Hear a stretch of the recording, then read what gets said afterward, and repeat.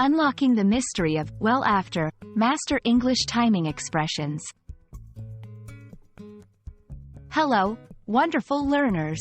Today, we're diving into a phrase that often pops up in English conversations and writing, well after. Understanding these little phrases can be the key to sounding like a native speaker and mastering the nuances of English timing. So, let's break it down together and add another piece to your language puzzle. Well after is a phrase that deals with time. It's used to describe an event that happens significantly later than another event or a specific time. When we say, well, we mean a good amount, or considerably, and after refers to later in time. Therefore, well after suggests a considerable time gap.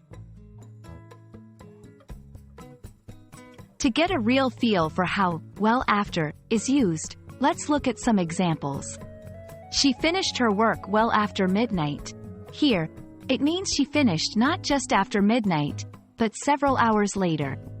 The movie started well after the advertised time.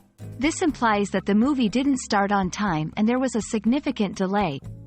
In both instances, well after is emphasizing that there was a notable span of time between the expected moment and the actual event. When learning well after, it's important to not confuse it with just after. Without the word well, the sense of a significant delay is lost. For instance, incorrect. He arrived after the party. This could be right after the party ended.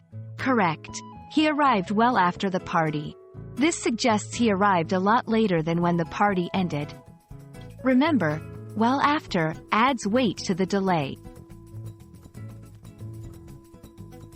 Here's how you can use well after correctly. When talking about events, to show that one event occurred much later than another. In storytelling, to create a sense of a long passage of time between actions or events. To emphasize that someone is late or something is delayed beyond the usual or expected time. Using well after correctly can convey patience, irritation, surprise, or simply the passage of time, depending on your tone and context. I hope this clarifies the use of well after for you. Remember, it's all about indicating a significant amount of time between events. Try using it in your conversations or writing, and see how it changes the feel of your sentences.